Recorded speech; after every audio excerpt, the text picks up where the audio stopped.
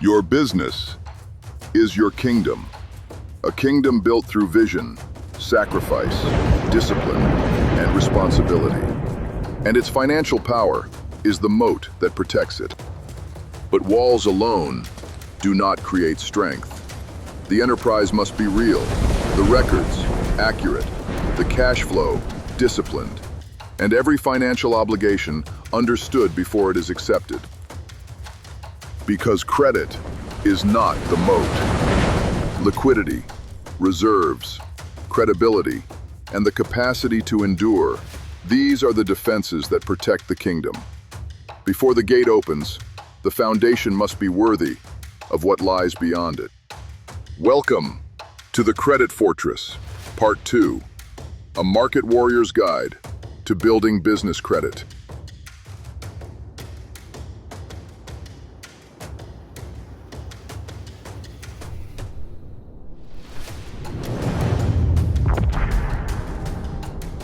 Before a business can build credit, it must first understand what is actually being built.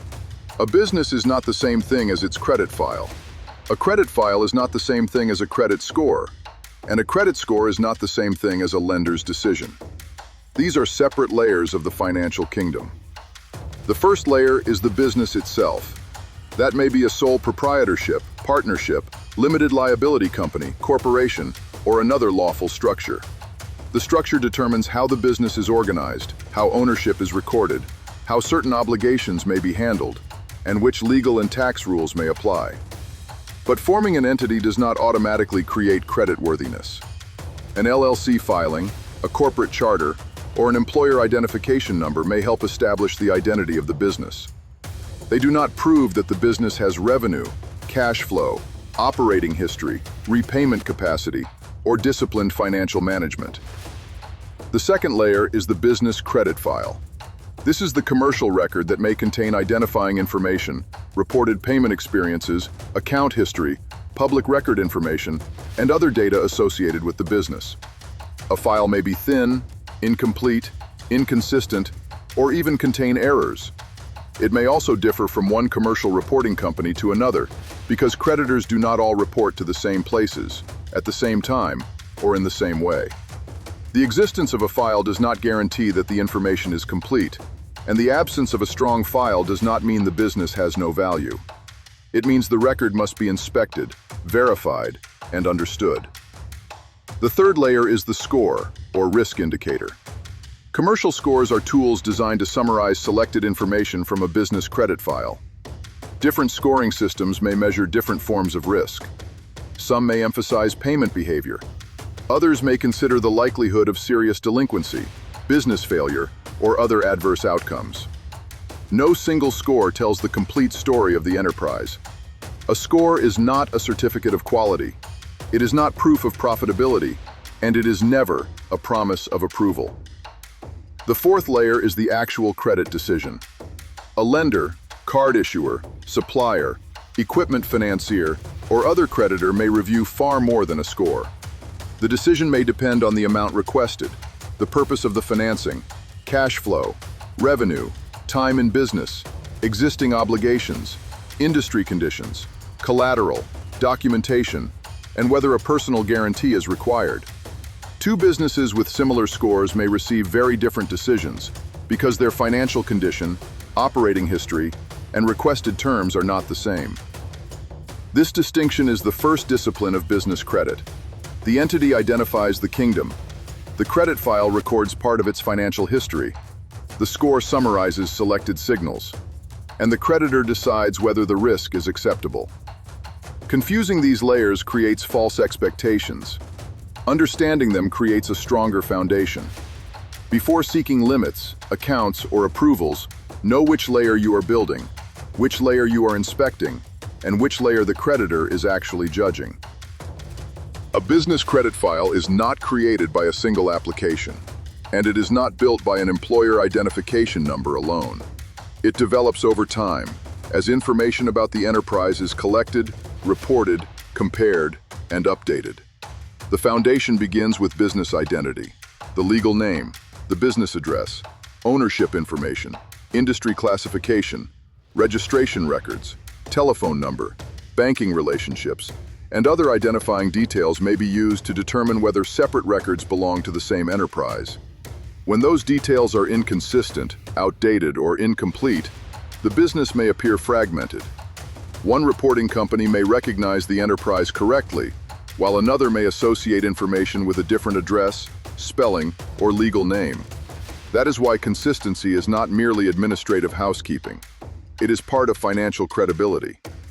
The next layer is reported account activity. A supplier may extend payment terms. A commercial card issuer may open an account. A lender may provide financing. An equipment company may approve a lease. When those organizations report commercial account information, the payment experience may become part of the business credit record. But not every creditor reports. Not every account is reported to every commercial reporting company. And not every payment is transmitted immediately. Some creditors may report monthly. Others may report less frequently. Some may report only negative activity. And some may not report commercial payment information at all. This means that opening an account does not guarantee the creation of a trade line. Using an account does not guarantee that the activity will appear, and paying an account responsibly does not guarantee that every reporting company will receive the same information. Before applying for an account solely because someone claims it will build business credit, the owner must verify the provider, confirm that the product serves a legitimate business need, review the terms, and understand what the provider actually reports. A business file may also include information beyond ordinary credit accounts. Public records, legal filings, business registrations, secured financing notices, collection activity, and other commercially available data may influence how the enterprise is identified or evaluated. The exact contents can differ among reporting systems. One file may emphasize supplier payment experiences. Another may contain different identification data. Another may reflect public record or financial risk information. No single file should be assumed to contain the complete history of the kingdom. Time also matters. New information may require days, weeks, or longer to appear. An account that was recently opened may not yet be visible. A balance that was recently paid may still appear outstanding until the next reporting cycle. And an error may remain until it is formally reviewed and corrected. This is why responsible monitoring requires patience. Repeated applications made only because a new account is not immediately visible can create unnecessary obligations, additional inquiries, and greater pressure on cash flow. Business credit must never be manufactured through deception. False addresses, invented revenue, misrepresented ownership, purchased identities, artificial trade lines, and applications designed to conceal the true condition of the enterprise do not strengthen the kingdom. They weaken its legal and financial foundation. A legitimate business credit profile is built through real operations, accurate information, necessary accounts, responsible use, and consistent payment performance. The record grows from what the business actually does, how it identifies itself, how it meets its obligations, how creditors report those experiences, and how carefully the owner inspects the information that follows. The goal is not to create the appearance of strength. The goal is to build an enterprise whose financial record reflects genuine strength. And even then, the record is only one part of the decision. Because the next question is not simply what appears in the file, but what the creditor sees when evaluating the entire kingdom. A business credit report may influence a decision, but it rarely makes the decision alone. The creditor is not the decision alone. The creditor is not merely asking whether the kingdom has a file. The creditor is asking whether the kingdom can repay what it seeks to borrow. That evaluation begins with purpose. Why is the business requesting credit? Is the financing intended for inventory, equipment, working capital, expansion, a temporary timing gap, or an obligation the business can no longer support? A clearly defined productive purpose may be easier to evaluate than borrowing without a disciplined plan. Credit should strengthen operations, not conceal a failing structure. The next consideration is repayment capacity. Revenue may show that money enters the business, but revenue alone does not show how much remains after expenses. A company may generate substantial sales and still struggle to pay rent, payroll, suppliers, taxes, insurance, and existing debt. That is why creditors may examine cash flow, bank activity, profit and loss statements, balance sheets, tax records, accounts receivable, accounts payable, and other evidence of financial condition. The central question is not simply how much the business earns. It is how reliably the business can meet the proposed obligation after its other responsibilities are paid. Existing debt also matters. A kingdom already carrying multiple loans, credit card balances, leases, daily withdrawals, or short-term financing may have less capacity for another obligation. The creditor may compare current debt payments with available cash flow. It may examine whether balances are rising, whether limits are heavily used, and whether the business depends on new borrowing to repay old borrowing. Available credit is not the same as available income, and additional approval does not automatically mean additional debt is wise. Time in business can also influence the decision. A new enterprise may have limited financial history, fewer reporting records, and less evidence that its revenue can endure changing conditions. An established business may offer more operating data, but age alone does not guarantee strength. A mature business with declining cash flow may present greater risk than a younger enterprise with sound records, adequate reserves, and disciplined growth. Industry conditions may be considered as well. Some businesses experience seasonal revenue. Others depend heavily on commodity prices, consumer demand, interest rates, regulation, a small number of customers, or a fragile supply chain. The creditor may evaluate whether the requested financing fits the realities of that industry. A payment schedule that works for a stable monthly service business may not fit a seasonal operation whose cash arrives only during part of the year. Documentation is another line of defense. Accurate formation records, current licenses, consistent addresses, organized accounting, clear ownership, and complete applications help the creditor verify the enterprise.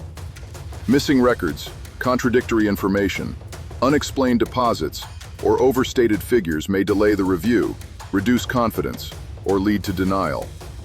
Accuracy is not merely a compliance exercise. It is evidence that the owner understands the kingdom being governed. Collateral may also affect the decision. Equipment, inventory, receivables, cash deposits, or other assets may support certain forms of financing. But collateral does not remove risk. A secured obligation may give the creditor rights in the pledged property if the business fails to perform. The owner must understand what is being pledged, how the security interest works, and what the kingdom could lose if repayment fails. And then there is the personal guarantee. Especially during the early stages of business development, a creditor may require the owner to accept personal responsibility for the debt. The business may be the borrower, but the owner's personal finances may still stand behind the obligation. A personal guarantee can connect business failure to personal loss. It should never be signed casually, and it should never be mistaken for complete separation between the owner and the enterprise. Creditors may also examine the people behind the business. Ownership experience, management stability, past repayment behavior, legal concerns, and the credibility of the information provided may influence the assessment. This is not a judgment of personal worth. It is an evaluation of risk, based on the information available to the creditor. No single factor guarantees approval. Strong revenue may be weakened by unstable cash flow. A favorable score may be outweighed by excessive debt. Valuable collateral may not repair inaccurate records. And a long operating history may not overcome a business model under pressure. The creditor evaluates the kingdom as a whole, its purpose, its records, its obligations, its cash flow, its resilience, and the responsibility of those entrusted to govern it. This is why the owner must prepare before applying. Know the amount required, know the productive purpose, know the repayment source, know the total cost, know what may be pledged, and know whether personal responsibility follows the signature. Because the most dangerous misunderstanding in business credit is believing that a legal entity, an employer identification number, or a business name can make these realities disappear. One of the most persistent myths in business credit begins with two documents: the formation record and the employer identification number. An LLC, corporation, or other lawful entity may give the business a recognized organizational structure. An employer identification number may identify the enterprise for federal tax and administrative purposes. Both can be important parts of establishing the kingdom, but neither one creates creditworthiness by itself. An LLC is not a credit score. An EIN is not a borrowing history. And a certificate of formation is not evidence that the business can repay debt. These records may establish identity, but identity is only the beginning. The enterprise must still demonstrate real operations, accurate records, responsible financial management, and the capacity to meet its obligations. A newly formed company may have no commercial credit history at all. It may have no reported accounts, no established revenue, no financial statements, no meaningful cash reserves, and no evidence that its business model can endure.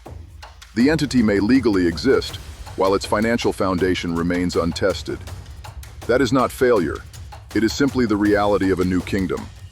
Credibility must be earned over time. Another misconception is that forming an entity automatically creates complete separation between business risk and personal risk. The legal structure may provide important protections when it is properly established, maintained, and operated. But those protections are not unlimited. They can depend on the law, the facts, the contracts signed, and the conduct of the people governing the enterprise. When an owner signs a personal guarantee, the owner may become personally responsible for the guaranteed obligation. When personal and business funds are mixed carelessly, records become unclear. When applications contain false information, an entity does not transform deception into legitimacy. And when taxes, fraud, improper distributions, or other legal obligations are involved, the business name should never be treated as an invisible shield. The structure must be respected, and the agreements must be understood. This is why financial separation matters. The business should maintain its own bank accounts. Its income and expenses should be recorded accurately. Personal purchases should not be disguised as business operations. Business obligations should not be hidden inside personal accounts. And transfers between the owner and the enterprise should be documented according to their true purpose. Separation is not merely about appearance. It supports accounting, tax administration, internal control, legal clarity, and credible financial review. The same discipline applies when seeking credit. The owner should never assume that entering an EIN instead of a social security number guarantees an application without personal responsibility. Some creditors may evaluate the business independently. Others may request information about the owners. Some may require a personal guarantee. Others may require collateral, a deposit, or additional documentation. The exact requirements depend on the creditor, the product, the financial condition of the business, and the risk being considered. There is also no lawful secret sequence that transforms a newly registered entity into an instantly financeable enterprise. An expensive package, a shelf company, a purchased trade line, or a list of alleged guaranteed approvals cannot replace genuine operations and repayment capacity. Age on paper is not the same as operating history. A reporting number is not the same as revenue, and available credit is not the same as financial strength. The kingdom becomes credible when its foundations agree with one another. Its legal identity matches its records. Its applications match reality. Its bank activity supports its reported operations. Its financial statements are understandable. Its obligations are manageable. And its owner acts as a responsible steward. The purpose of an entity is not to create the illusion of strength. The purpose is to organize and govern a real enterprise. The purpose of an EIN is not to unlock automatic approvals. It is to help identify the business within lawful financial and administrative systems. And the purpose of business credit is not to escape responsibility. It is to support productive operations through obligations the kingdom can understand, manage, and repay. Form the entity carefully. Use the EIN accurately. Maintain the separation honestly. Read every guarantee before signing. And build credit from the performance of the business itself. Because the foundation of the credit fortress is not paperwork alone. It is a legitimate enterprise, governed with discipline, and prepared to stand behind every obligation it accepts.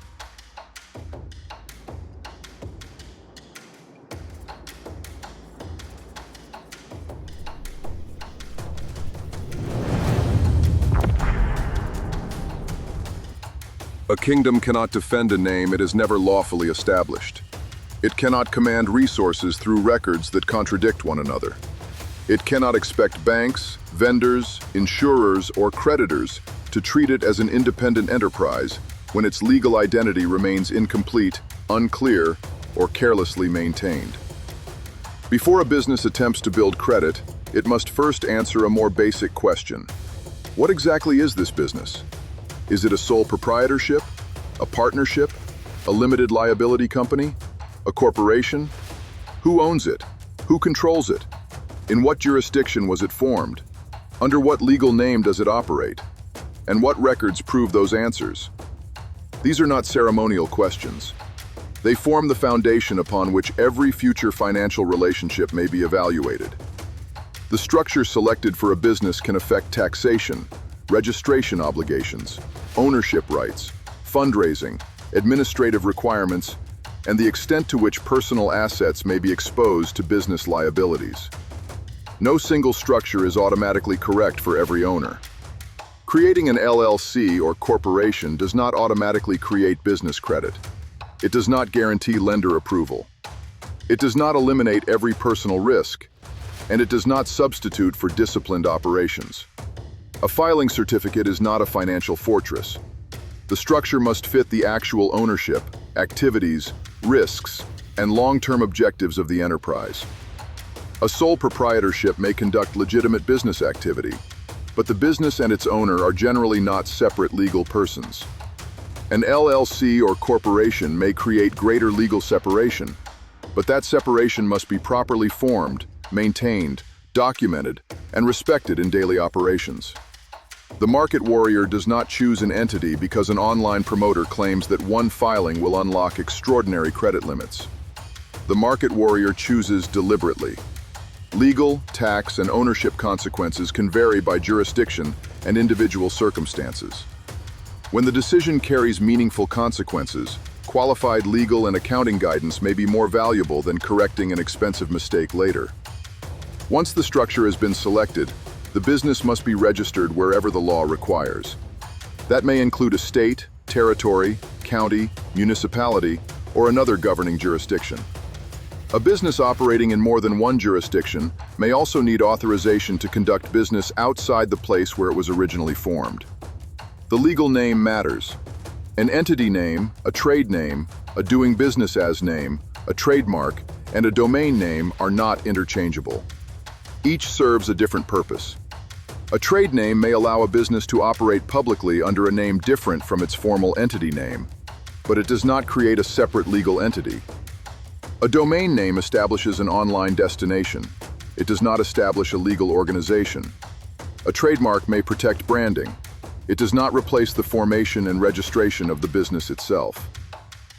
The kingdom must know which name belongs at which gate. The legal name should appear accurately on formation documents, tax records, bank applications, licenses, contracts, insurance policies, invoices, and creditor applications. When a valid trade name is used, the relationship between that name and the legal entity should remain clear. After the entity has been properly formed, the business may obtain an employer identification number when required or appropriate. The EIN is a federal tax identifier. It is not a credit score. It is not a funding certificate. It is not proof that the business has established financial credibility, and it is not a substitute for a real operating history. The proper sequence is straightforward. Choose the structure, form the entity, confirm the legal name, complete the required registrations, then obtain the appropriate tax identification. An EIN does not create the kingdom. It identifies the kingdom for federal tax administration. Banks, government agencies, insurers, and creditors may still request information about the individuals who own, control, or manage the enterprise. The business may be legally distinct, but it is not invisible. This is the first doctrine of a credible business identity. Do not attempt to build financial authority upon an identity that has not been lawfully and consistently established. The purpose is not to create the appearance of a business. The purpose is to build a real enterprise whose legal records, ownership, operations, and financial conduct can withstand inspection. Before the kingdom can seek credit, the kingdom must exist. And before it can be trusted, it must know precisely who it is. A kingdom may be lawfully formed and still appear unreliable.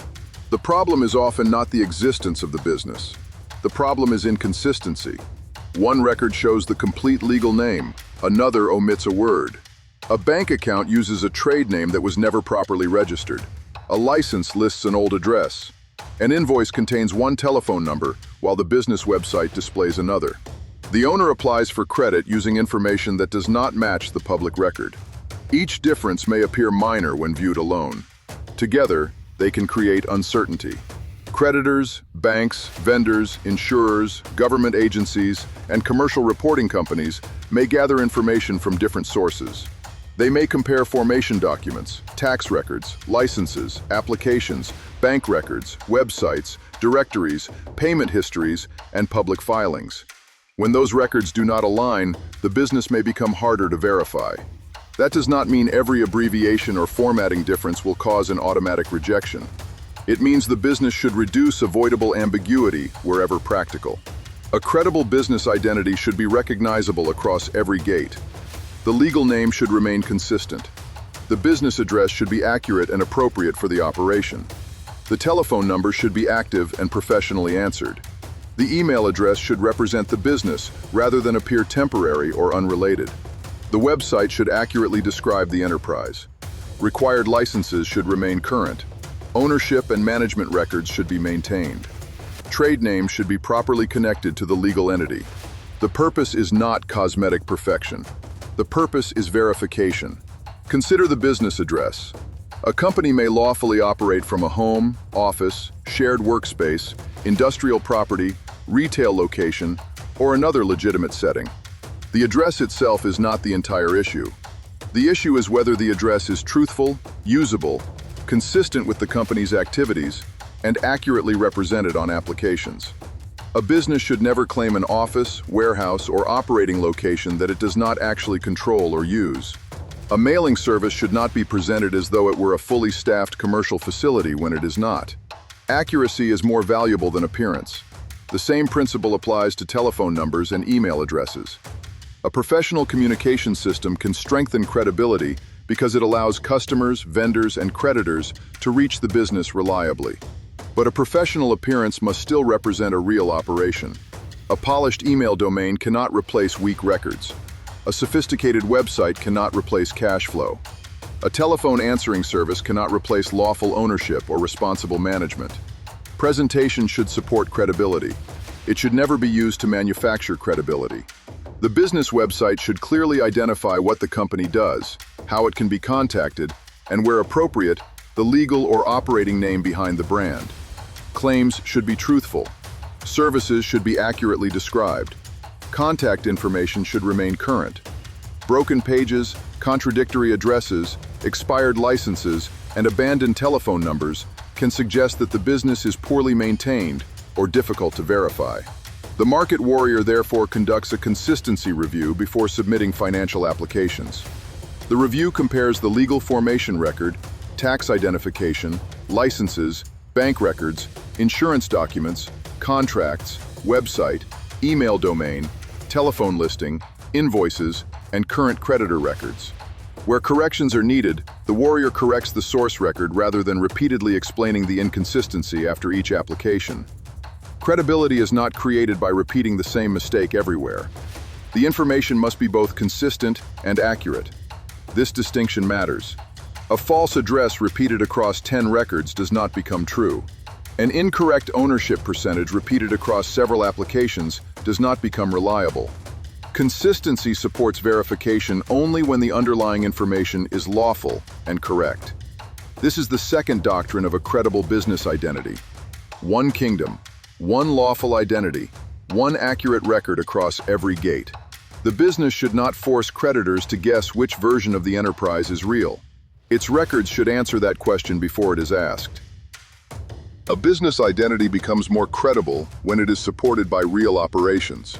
Formation documents establish the legal framework.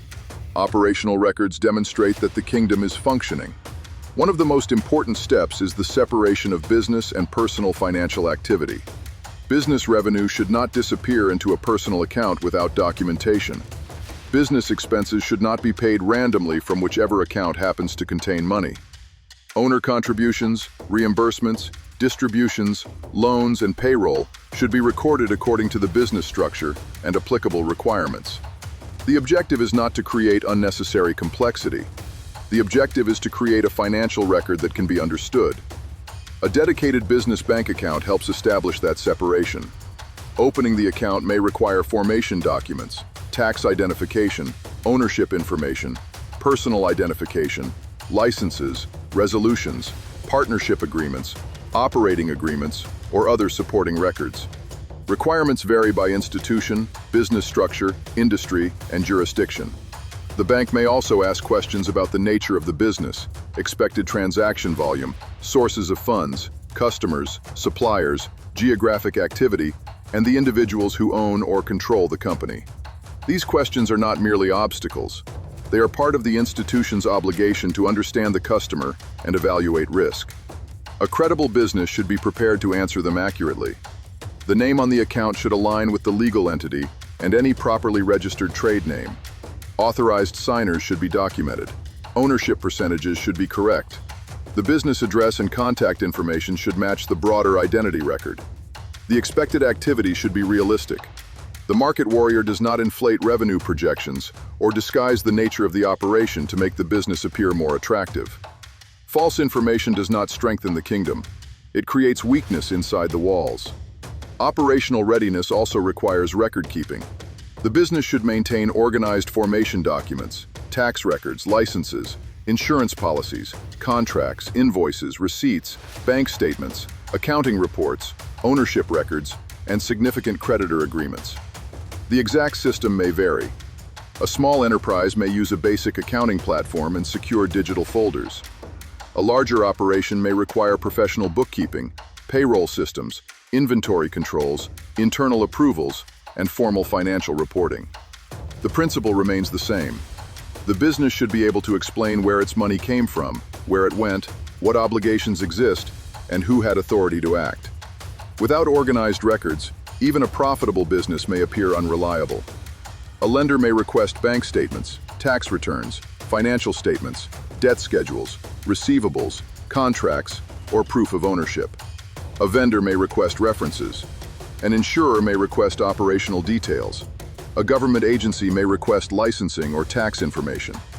The time to organize these records is before the request arrives.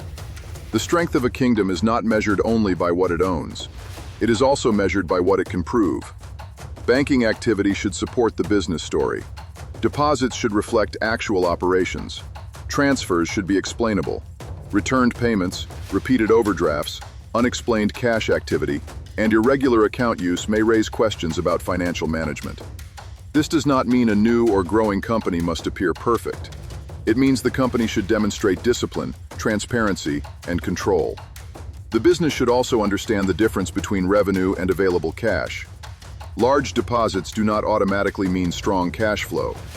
Money may already be committed to payroll, inventory, rent, taxes, debt service, refunds, or future obligations.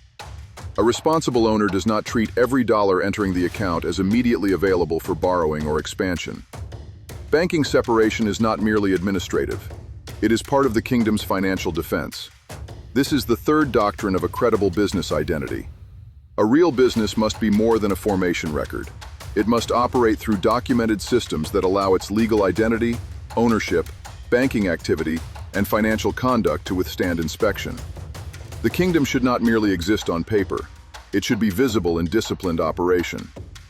Before seeking business credit, the market warrior conducts an identity inspection. The purpose is not to chase approval. The purpose is to identify weaknesses before a creditor discovers them. Begin with the legal foundation. Confirm the exact entity name. Confirm the formation date and jurisdiction. Confirm that the business remains active and in good standing where required. Review ownership records. Review governing documents. Confirm that required annual reports, renewals, licenses, and registrations are current. Verify that any trade name is properly connected to the legal entity. Then inspect the tax identity. Confirm the employer identification number. Confirm that the legal name associated with the tax record is accurate. Protect the EIN from unnecessary disclosure. Do not purchase replacement numbers, so-called credit privacy numbers, synthetic identities, or other identifiers marketed as substitutes for lawful tax and personal information. A manufactured identity is not a shortcut to credibility. It is a threat to the kingdom. Next, inspect the operating identity. Does the business address match the legal and banking records? Is the telephone number active? Is the email address professional and monitored? Does the website accurately describe the business? Are licenses and insurance records current? Do invoices and contracts display the correct legal or trade name? Can customers, vendors, banks, and creditors verify the enterprise without encountering contradictions? Then inspect the banking foundation. Is there a dedicated business account? Are personal and business transactions appropriately separated? Are authorized signers documented? Are deposits, transfers, owner contributions, distributions, reimbursements, and loans recorded clearly? Are bank statements reviewed regularly? Are overdrafts, returned payments, or unexplained transactions being addressed? Then inspect the financial records. Are income and expenses categorized? Are accounts receivable and payable monitored? Are tax obligations planned for? Are existing debts documented? Can the business produce current financial information when requested? Does the owner understand the difference between revenue, profit, and available cash?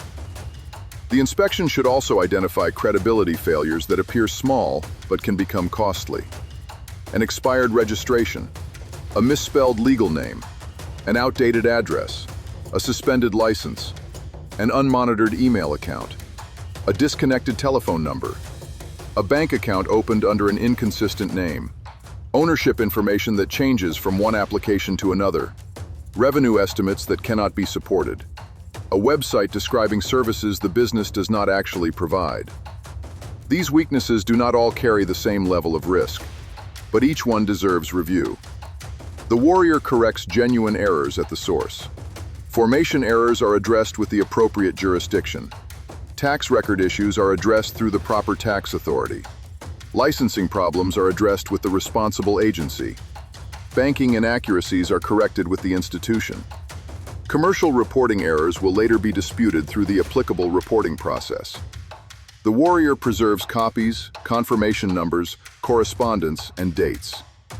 Do not submit repeated applications while the identity remains unstable. Multiple applications do not repair weak records. They may simply expose the same weakness to additional creditors. Do not pay promoters who promise that a shelf corporation, purchased trade line, nominee owner, false address, or inflated revenue figure will create instant credibility. Age alone does not prove legitimate operating history. A trade line does not prove cash flow. A registration does not prove repayment capacity. And a business identity assembled from misleading information is not a fortress. It is a structure built over a hidden fault line. This is the fourth doctrine of a credible business identity. Inspect before applying. Correct before explaining. Verify before borrowing. The objective is not to make the kingdom look larger than it is. The objective is to make the kingdom accurate, organized, lawful, and prepared. When the identity is clear, the business becomes easier to verify. When the records align, the business becomes easier to understand. When operations are documented, the business becomes easier to evaluate. And when the enterprise can withstand inspection, it is ready for the next question. How is commercial credit information actually created? How do vendors, creditors, and reporting systems transform business activity into a commercial credit record? That is where the next chapter begins.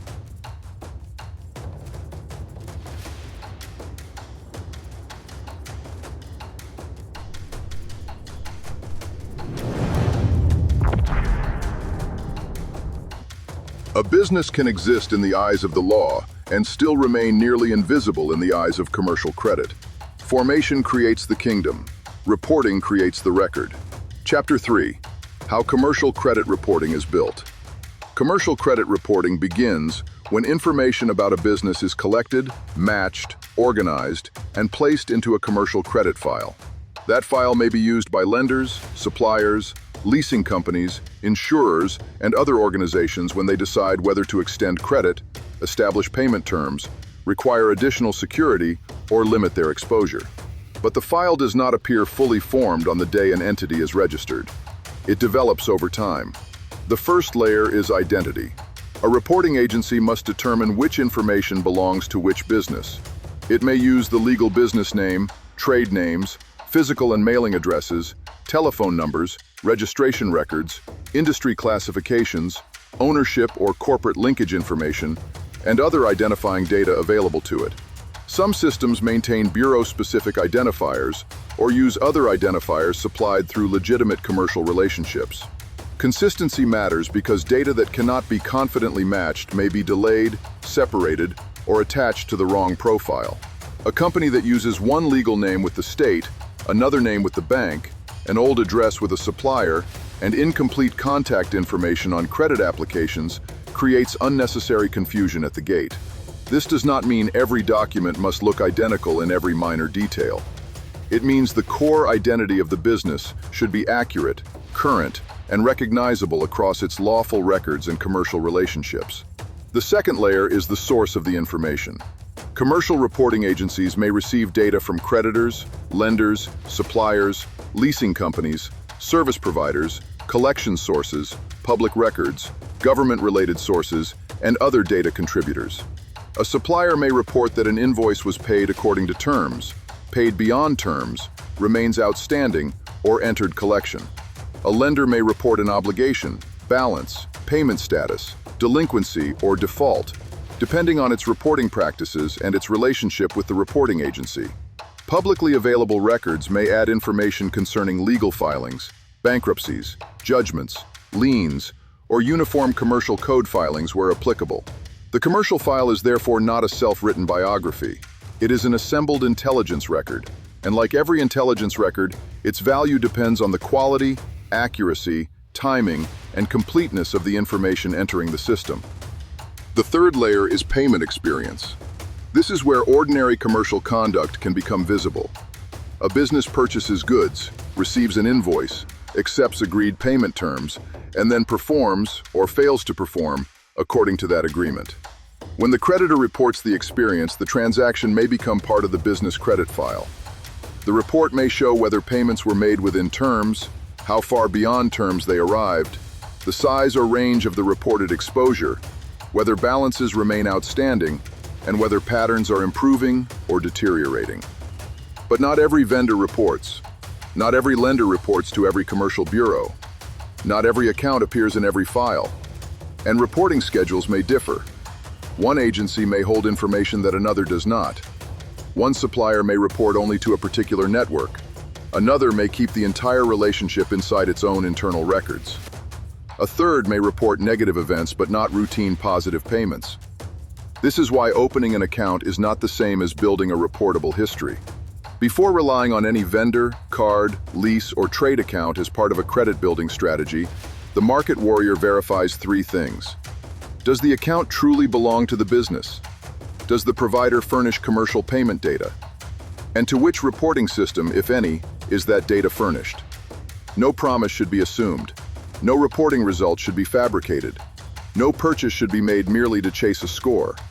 A legitimate account must serve a real business purpose, fit the cash flow plan, and remain affordable even if it never produces the expected reporting benefit. Capital preservation governs the campaign. The fourth layer is public and background information. Commercial reports may include business age, industry, corporate family relationships, operating status, collections, legal events, and other financial or non-financial indicators. Some of these items describe the business.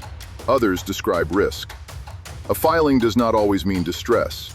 For example, a uniform commercial code filing may simply show that a creditor has a secured interest in certain business assets.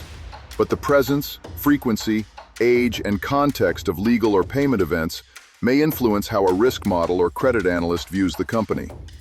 The lesson is not to fear every entry. The lesson is to understand what the entry means, whether it is accurate, and how it may be interpreted. A commercial credit file is built from signals.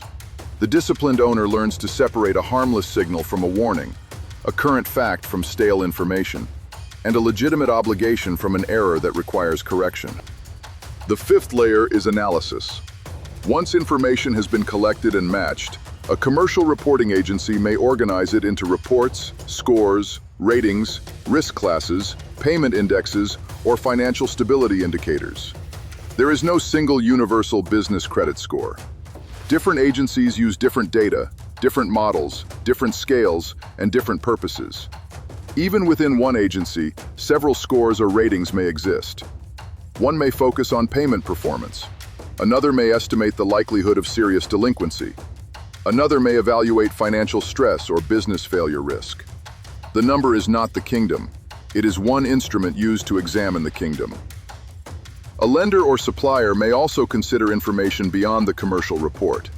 Cash flow, bank history, financial statements, time in business, industry conditions, collateral, personal guarantees, owner credit where legally and operationally relevant, and the institution's own underwriting standards. A strong commercial score does not command approval. A thin or imperfect file does not explain the entire business. The report is evidence. The decision belongs to the organization reviewing it. This leads to the central doctrine of Chapter 3. A commercial credit profile is built through verified identity, real commercial relationships, reported payment conduct, public information, and time. It is not built by purchasing a shelf company. It is not built by inventing trade references.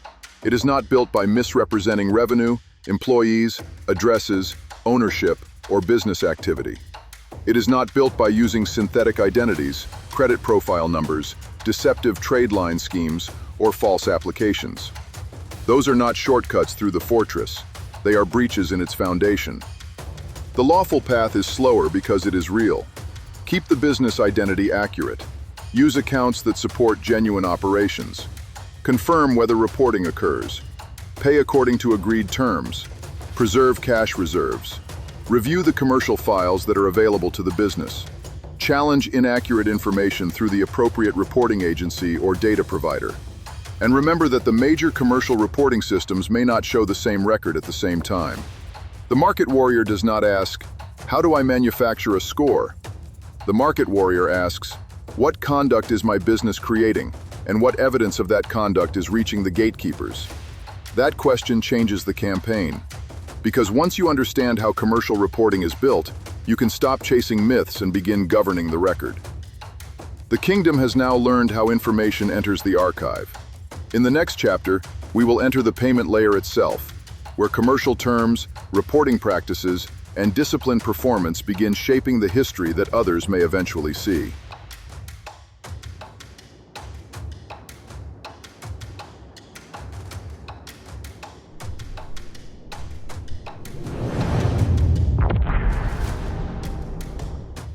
A commercial credit foundation is not a score.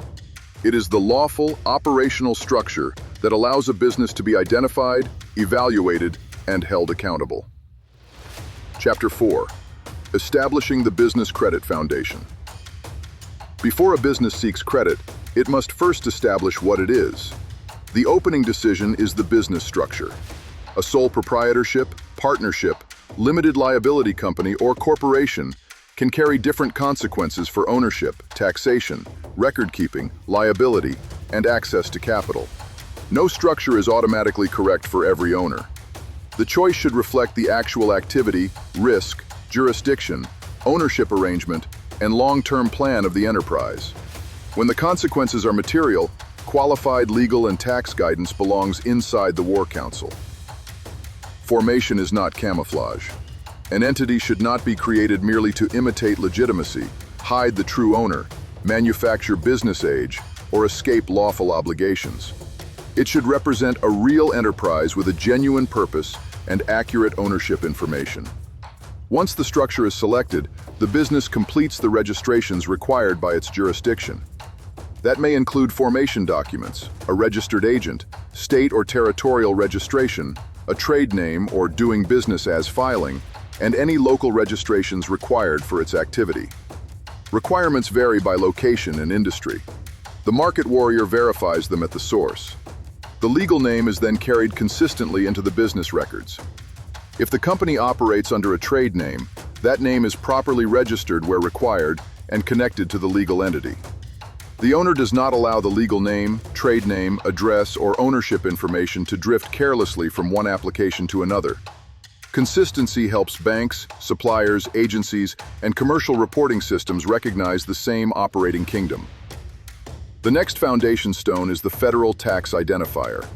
Where an employer identification number is required or appropriate, it is obtained directly from the Internal Revenue Service using truthful information and the correct responsible party. The EIN identifies the business for Federal Tax Administration. It is not a credit score, it is not an approval, and it does not prove that the business has revenue, cash flow, payment history, or borrowing capacity. An identifier opens the record. Conduct determines what the record may eventually show. The next foundation stone is operating legitimacy. A business should hold the licenses, permits, registrations, and insurance appropriate to what it actually does and where it actually operates. A contractor, retailer, professional service, food business, transportation company, and online enterprise may face very different requirements. No generic checklist replaces local verification. The owner reviews the requirements of the relevant federal, state, territorial, county, municipal, and industry authorities, and keeps renewals current. The business also needs reliable contact and location information. A lawful home-based business, leased office, commercial facility, or properly permitted virtual arrangement may each be legitimate, depending on the activity and jurisdiction. The issue is not appearance. The issue is truth, accessibility, and consistency. The address on formation records, tax records, licenses, bank records, contracts, invoices, and credit applications should accurately reflect the business and be updated when circumstances change.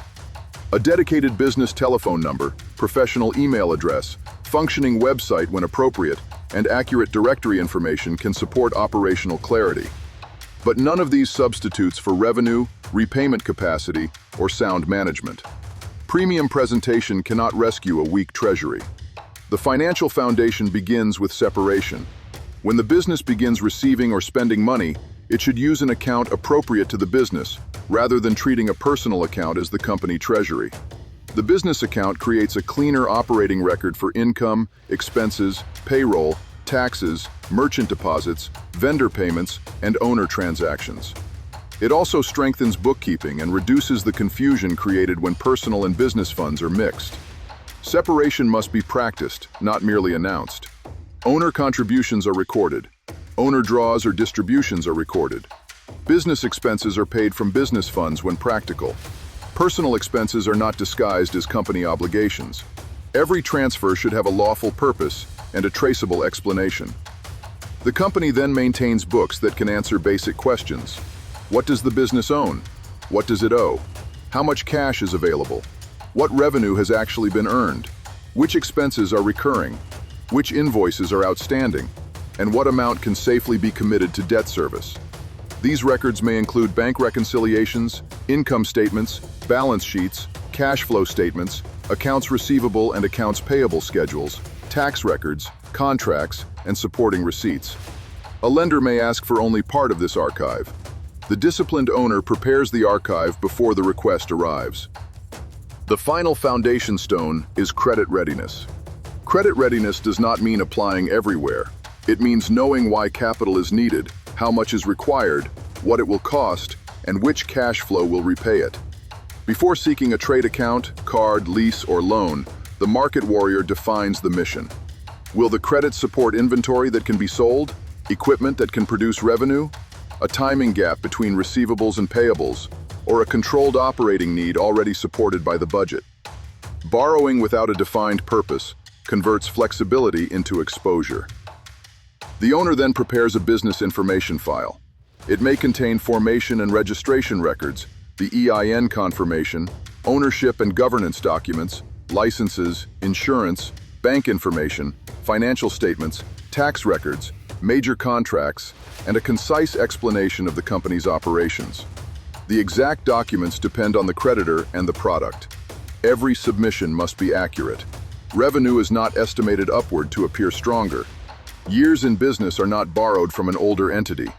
Employees are not invented. Addresses are not selected to mislead underwriting systems. Industry codes are not manipulated to conceal the real activity. And anticipated income is not presented as earned cash flow. A truthful application may be declined. A false application can damage the fortress far more severely. The owner also understands that business separation is not the same as automatic non-recourse credit. A lender or supplier may still review the owner, request a personal guarantee, require collateral, impose a deposit, reduce the limit, or decline the request. An LLC, corporation, EIN, business bank account, or professional website does not command unsecured funding. The decision remains with the creditor. This is why capital preservation comes before application volume.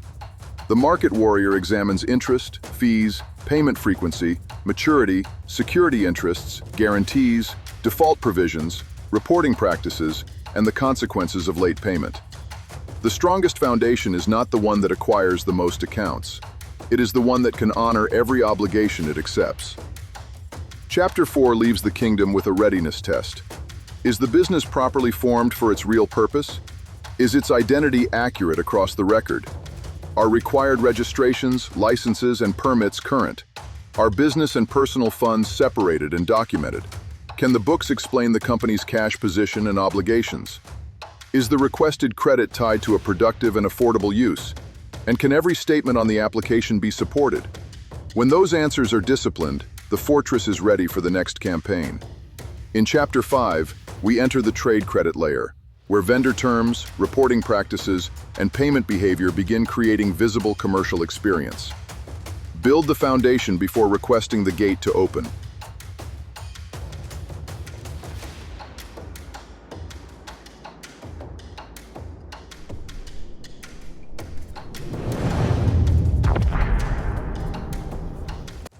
The fortress becomes visible when the business begins to perform under real commercial terms.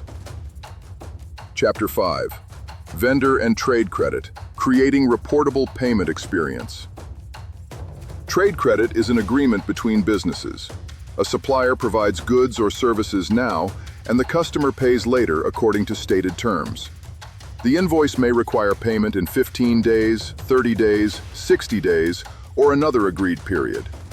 The exact obligation comes from the contract, application, invoice, and creditor policy, not from a slogan attached to the account. Trade credit can support cash flow timing. It may allow inventory, materials, equipment, or operating services to enter the kingdom before the related payment leaves the treasury. But deferred payment is still debt. The cash has not been saved. The payment date has only been moved.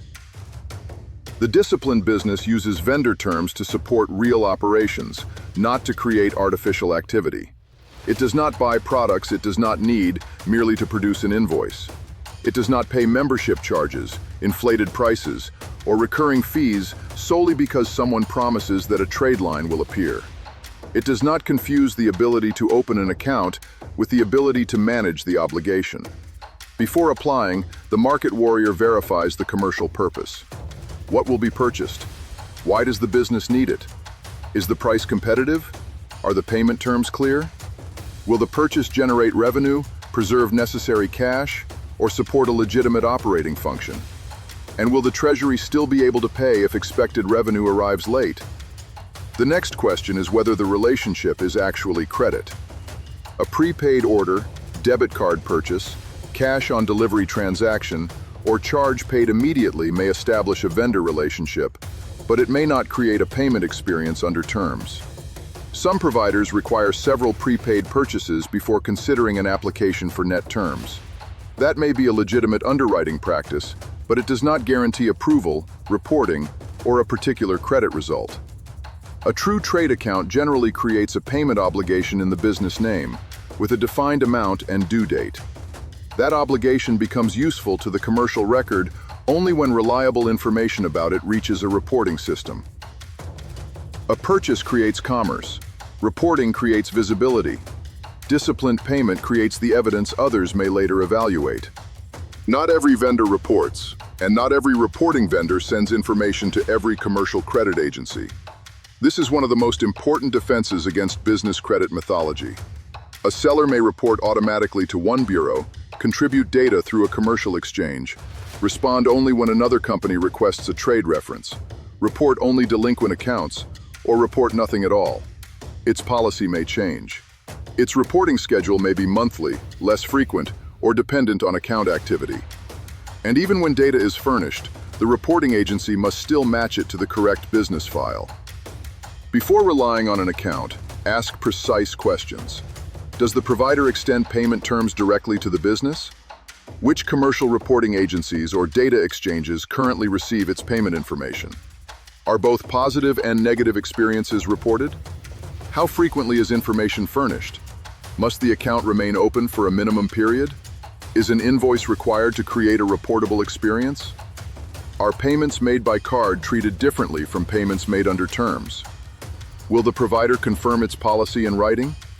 The provider may decline to answer, and no verbal statement should be treated as a guarantee. The market warrior records what was represented, keeps the agreement and invoices, and later verifies the result by reviewing the available commercial reports.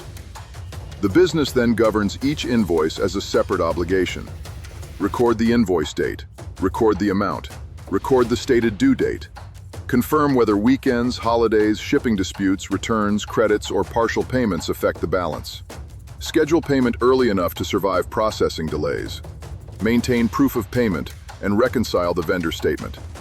Paying according to terms is the minimum standard.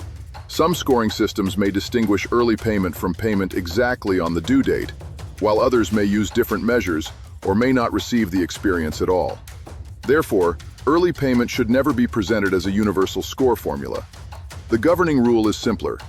Pay as agreed, preserve evidence, and do not risk working capital merely to chase an unverified scoring advantage. Payment behavior can be summarized in different ways. A report may show balances, highest credit, amounts owed, account age, recent activity, or days beyond terms. It may group the supplier by industry rather than display the supplier's name. A single invoice may carry little weight. Repeated experiences, larger exposures, recent activity, and patterns over time may be interpreted differently by different models. No owner can lawfully command the score produced from those variables. The owner can command the conduct that creates them. A strong trade credit campaign is built by selection, restraint, and review. Begin with vendors the business would use even if no credit bureau existed. Choose necessary supplies and services. Compare prices against cash alternatives. Read the full terms. Avoid accounts whose fees, minimum purchases, or inflated costs consume more value than the credit provides. Then control the number of obligations. Opening many accounts in a short period can create administrative pressure, unnecessary inquiries, fragmented due dates, and more opportunities for error. A thin business does not become strong merely because it possesses a long vendor list. The treasury must remain larger than the promise. Maintain a payable calendar. Reserve the cash needed for upcoming invoices. Do not use one vendor account to cover the failure of another. Do not place essential operations at risk by exhausting every available limit. And do not assume that an invoice can be ignored because the trade line has not appeared on a report. The contract exists whether or not the bureau sees it. If a shipment, service, amount, or due date is disputed, communicate promptly and preserve the correspondence. Pay any undisputed amount when appropriate. Do not allow an ordinary billing problem to become an avoidable collection event through silence. The lawful record must remain genuine. Never invent a vendor. Never create circular invoices between related companies merely to simulate payment history. Never purchase access to an aged trade line that does not represent the business's own obligation. Never misstate purchase volume, account age, credit limit, or payment conduct. Never use another company's identity or file. False references and manufactured trade experiences do not strengthen the fortress. They corrupt the archive on which future decisions may depend. After sufficient time has passed for the provider's stated reporting cycle, inspect the available business credit reports. Confirm that the correct company received the account. Review the reported balance, payment status, dates, and other details that are visible. Remember that one bureau may show the experience while another does not. If information is inaccurate, gather the agreement, invoices, statements, payment confirmation, and correspondence. Use the reporting agencies or data providers' established dispute process. Describe the error precisely and keep a record of every submission. Do not dispute accurate negative information merely because it is unfavorable. Accuracy is the standard, not cosmetic perfection. Chapter 5 leaves the kingdom with 5 commands. Use trade credit for genuine business needs. Verify reporting rather than assuming it. Pay every obligation according to the agreement. Protect cash flow while the terms are outstanding. And inspect the record after the conduct has had time to reach it. Vendor credit is not a collection of decorative accounts. It is a test of whether the business can receive value today and honor its word tomorrow. In Chapter 6, we advance from individual vendor experiences to the wider credit arsenal. Business cards, revolving accounts, leases, and loans, and examine how each form of financing changes the risk carried by the fortress. Build only the obligations the Treasury can defend.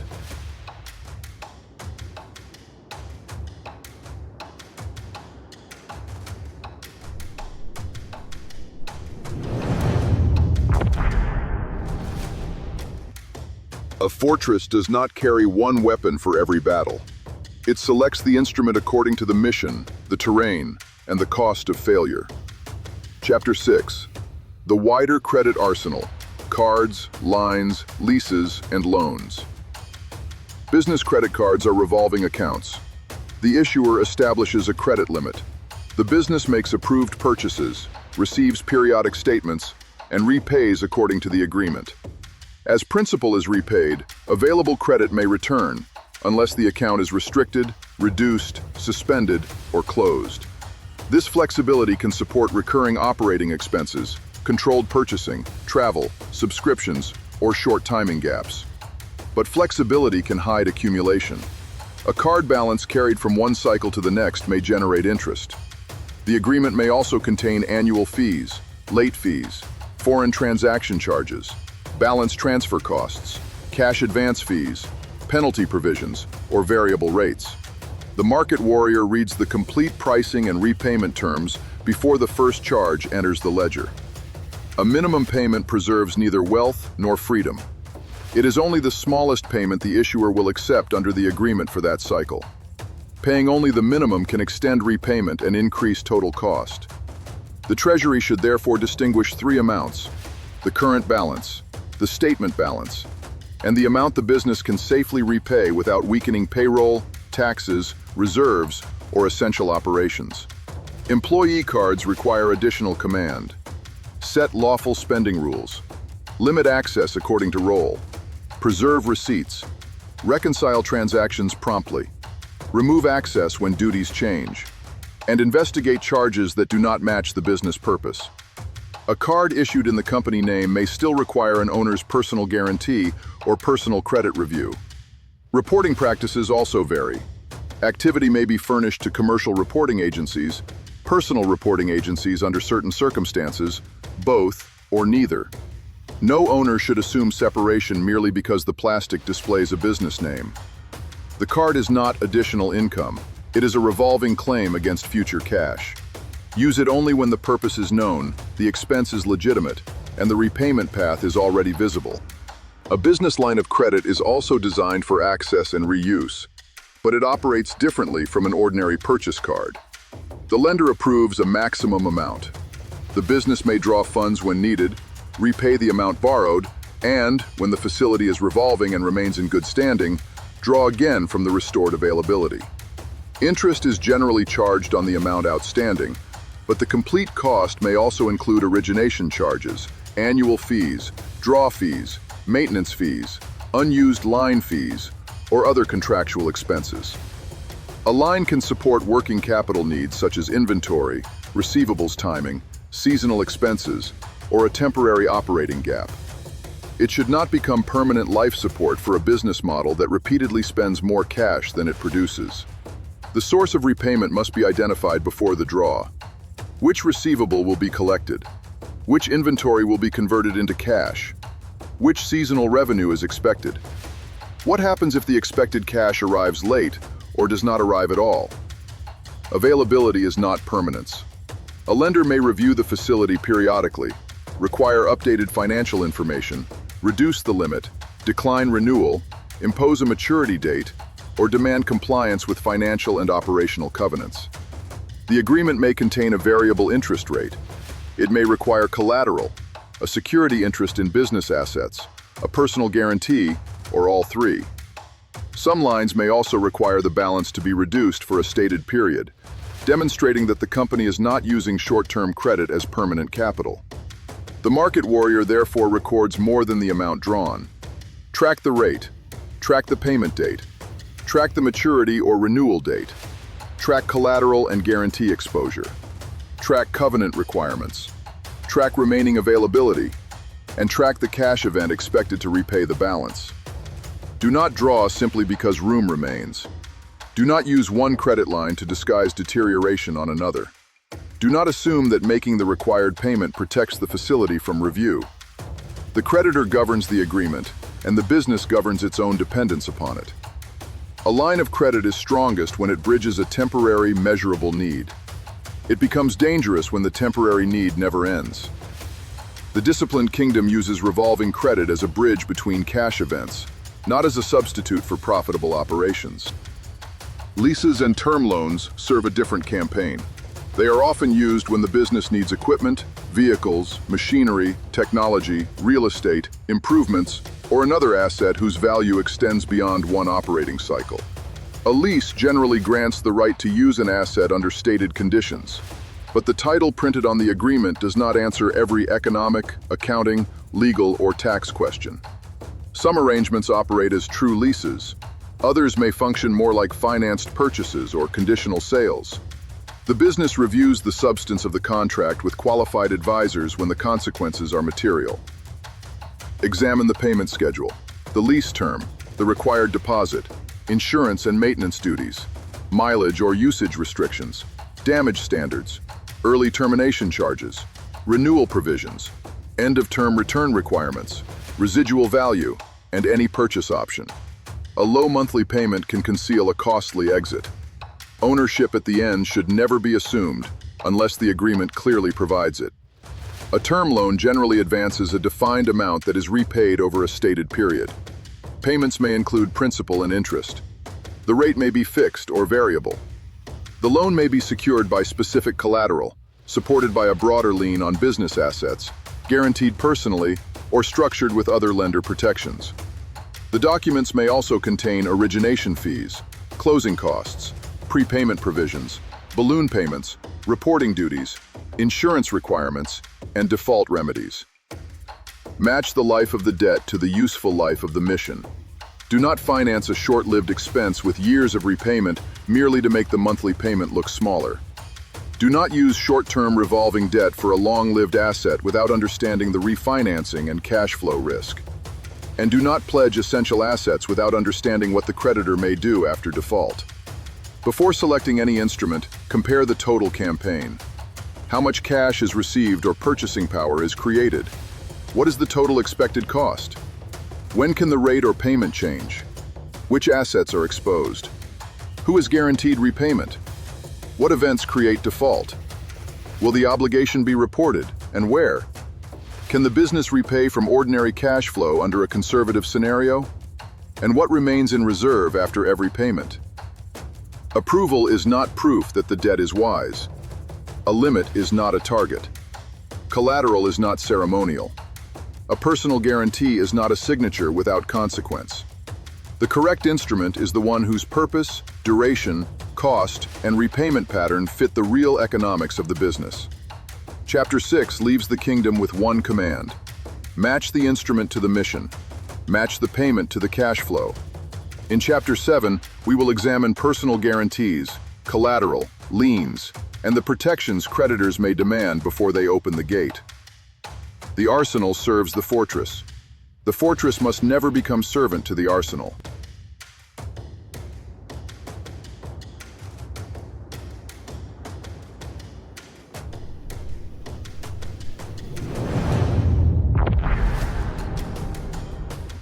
A business may borrow in its own name while another person still stands behind the debt. Chapter 7. personal guarantees, collateral, and liens. Understanding what stands behind the debt.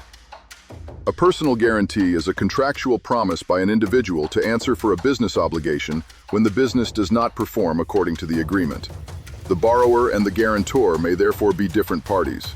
The company receives the credit. The guarantor accepts a separate responsibility defined by the guarantee. This is why forming an LLC or corporation does not automatically prevent personal exposure from a voluntarily signed guarantee. The entity may remain legally distinct, but the owner can create an additional obligation by signing personally. The exact exposure depends on the document. A full guarantee may cover the entire unpaid obligation, together with interest, fees, enforcement expenses, and other amounts permitted by the agreement and applicable law. A limited guarantee may restrict responsibility by amount, percentage, time, collateral, or another stated condition. But the word limited should never be interpreted casually. The limitation must be read precisely. When does it begin? When does it end? Does it apply to principal only, or also to interest, charges, and collection costs? Can a default prevent a scheduled release? Does the guarantee continue after a modification, extension, renewal, or forbearance? And are several guarantors responsible separately, collectively, or both? These questions belong inside the review before the signature is placed. The market warrior also identifies the capacity in which every document is signed. Signing as an authorized officer for the company is not necessarily the same as signing individually as guarantor. Some credit packages contain multiple signature blocks. One may execute the note for the borrower. Another may execute the guarantee personally. A third may pledge collateral. A rushed signature can cross more than one gate. A government guarantee must also be understood correctly. When an agency guarantees part of a qualifying loan to the lender, that protection does not normally erase the borrower's obligation or transform the financing into free capital. The borrower remains responsible according to the loan documents, and required guarantors may remain responsible according to their guarantees.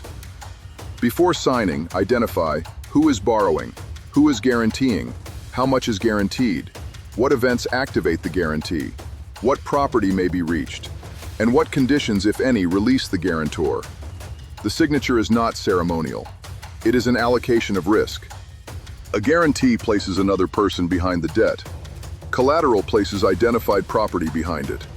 Collateral may include equipment, vehicles, inventory, accounts receivable, deposit accounts, real estate, or other assets permitted by the agreement and applicable law.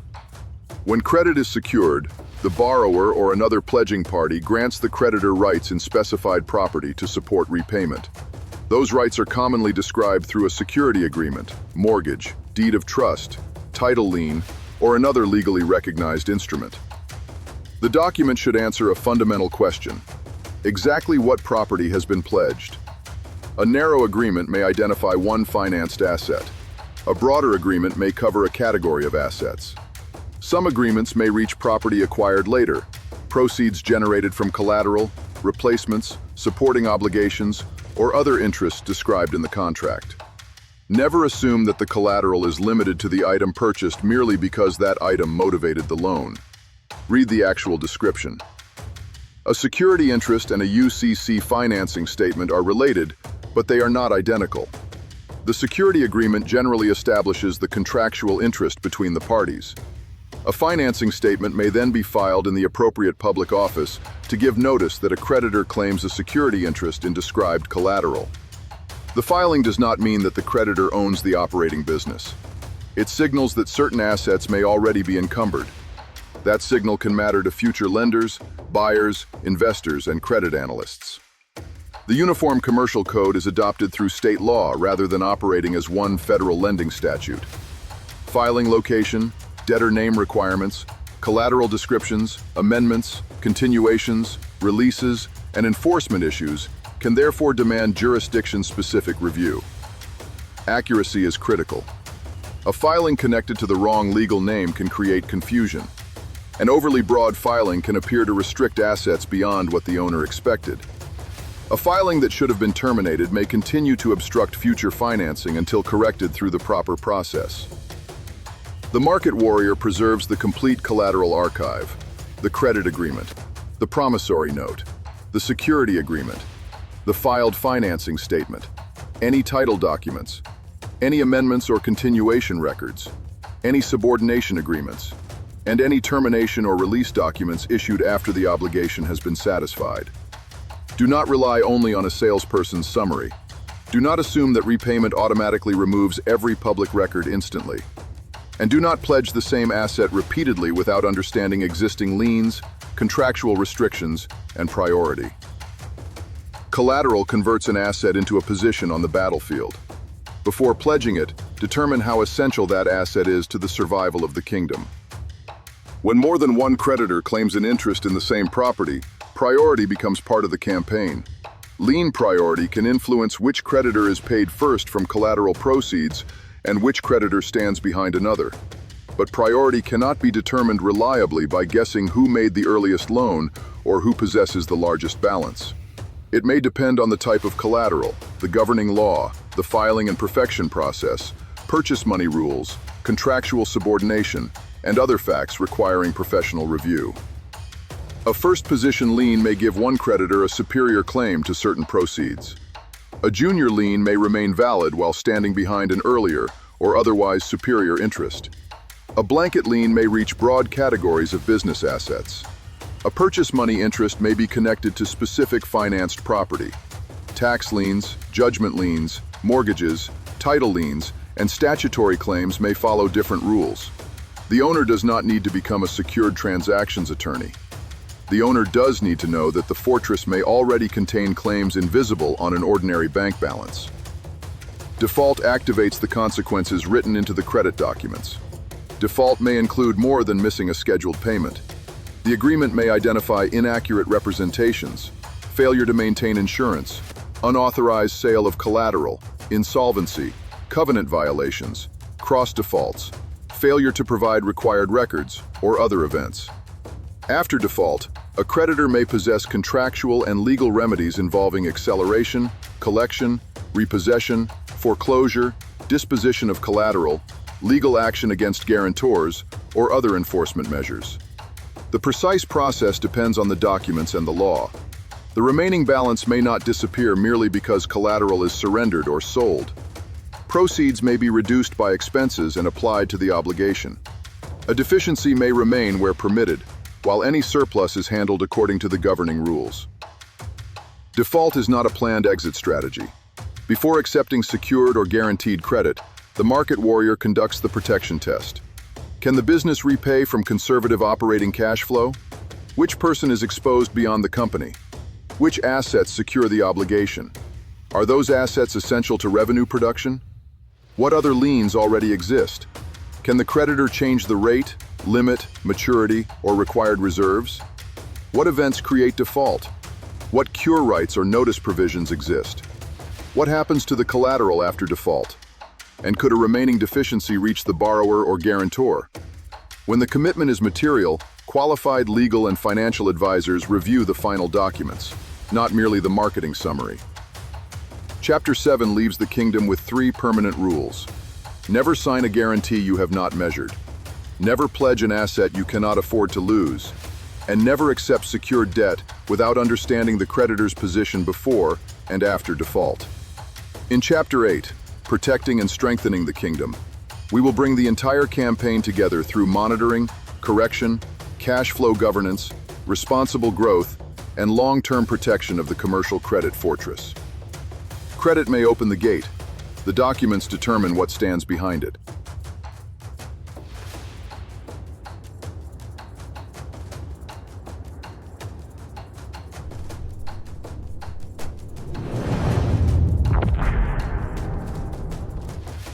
A fortress is not protected merely because its walls were built correctly. It remains protected because the kingdom watches the gates, inspects the records, and responds before a small weakness becomes a breach. Chapter 8. Protecting and Strengthening the Kingdom. Business credit is not a project completed once and forgotten. The commercial file can change as new payment experiences arrive, balances move, inquiries appear, public records are added, business information changes, and reporting agencies update their models. The market warrior therefore establishes a monitoring rhythm. Review the available commercial reports before an important application, after a material change, and at regular intervals appropriate to the size and activity of the business. No single bureau should be treated as the complete archive. Each reporting agency may hold different information, receive data on a different schedule, and calculate different scores or ratings. Inspect the identity first. Is the legal name correct? Are trade names, addresses, telephone numbers, industry classifications, ownership information, and operating status current? Then inspect the credit activity. Are reported vendors and lenders recognizable?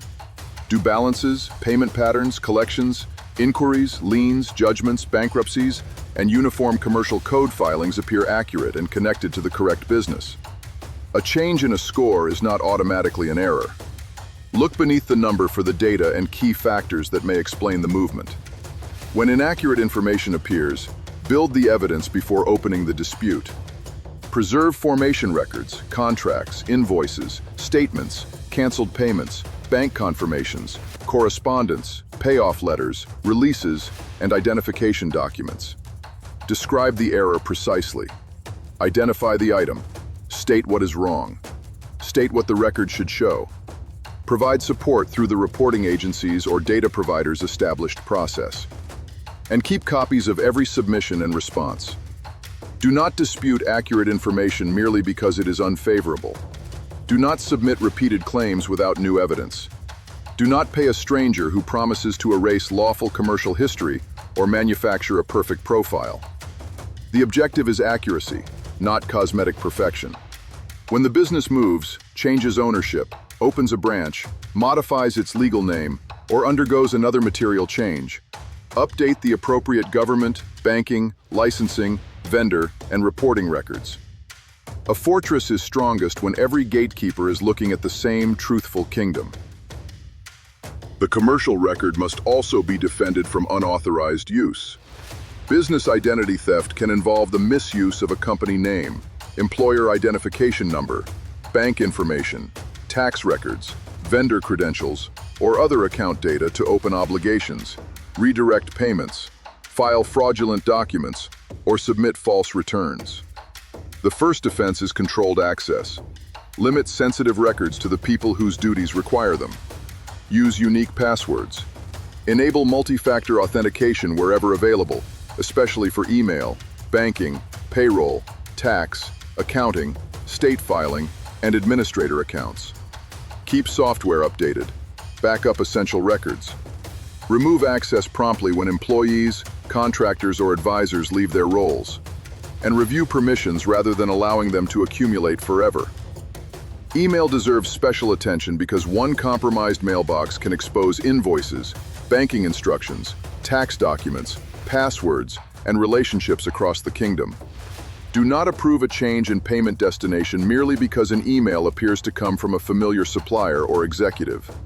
Verify unusual requests through a known telephone number or another trusted channel.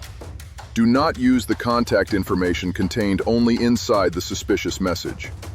Train anyone who can release funds, change vendor records, access credit accounts, or submit government filings to recognize phishing, false urgency, altered invoices, and requests for secrecy. The monitoring system becomes an early warning system. Unexpected inquiries, new accounts, unfamiliar addresses, sudden score changes, unrecognized public filings, or notices concerning an EIN may indicate error, fraud, or identity misuse.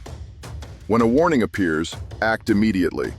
Contact the affected bank, lender, supplier, reporting agency, filing office, payroll provider, tax authority, or other institution through verified channels.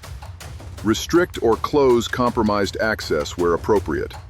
Preserve the messages, notices, account records, timestamps, and transaction evidence. Follow the institution's fraud and dispute procedures. If someone appears to be using the business name or EIN for fraudulent federal tax activity, use the Internal Revenue Service's business identity theft reporting process and obtain qualified assistance when needed. Legal counsel, accountants, insurers, law enforcement, Regulators or cybersecurity professionals may also belong in the response depending on the event. Do not conceal a breach to preserve appearances. Do not destroy evidence. Do not retaliate based on suspicion alone. Contain the event. Document the facts. Notify the proper parties. Correct a record, and strengthen the gate that failed. Protection is not fear. It is prepared command.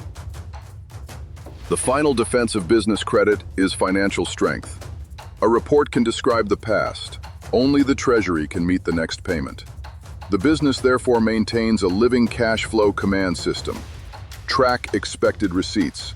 Track payroll, taxes, rent, inventory, subscriptions, insurance, vendor invoices, card payments, loan payments, lease obligations, and irregular expenses. Compare the forecast with actual results. Update it when customers pay late, costs rise, sales weaken, or new obligations are considered. Maintain reserves appropriate to the business rather than treating every available dollar as permission to expand. Separate emergency liquidity from money already committed to taxes, payroll, vendor payments, and debt service. Watch concentration risk.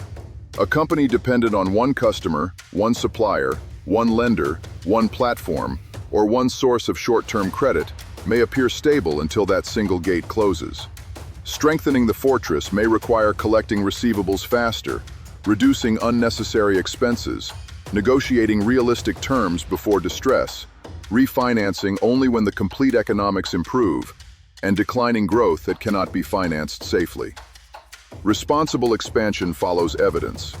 The business does not seek a larger limit merely because it became available. It asks whether the added capacity supports a defined, productive mission. It does not open accounts to decorate a report. It does not borrow to conceal recurring operating losses.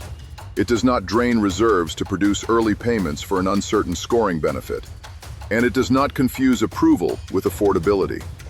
Before every new obligation, conduct the final command review. Is the business identity accurate? Are current accounts performing as agreed? Are reports being monitored? Are disputed items supported by evidence? Are digital and financial access points protected? Can conservative cash flow service the obligation? What guarantee, collateral, lien, rate, fee, and default exposure will enter the fortress? What happens if revenue arrives late? And what remains in reserve after the payment is made? The credit fortress is not built from tricks. It is built from lawful identity, truthful records, real commercial relationships, disciplined payment, protected access, measured borrowing, and cash flow strong enough to defend every promise. Business credit is not the kingdom's purpose. It is one instrument that may help the kingdom acquire resources, negotiate terms, and pursue opportunity without surrendering command. This concludes the Credit Fortress, Part 2, a market warrior's guide to building business credit. Formation opened the record. Conduct built the history. Monitoring protects the archive. And discipline preserves the fortress. Build slowly, verify everything, borrow with purpose, and never place the survival of the kingdom behind the pursuit of a score. SunTzuTrading.com. Preparation before prediction. Enter the war room before your next move.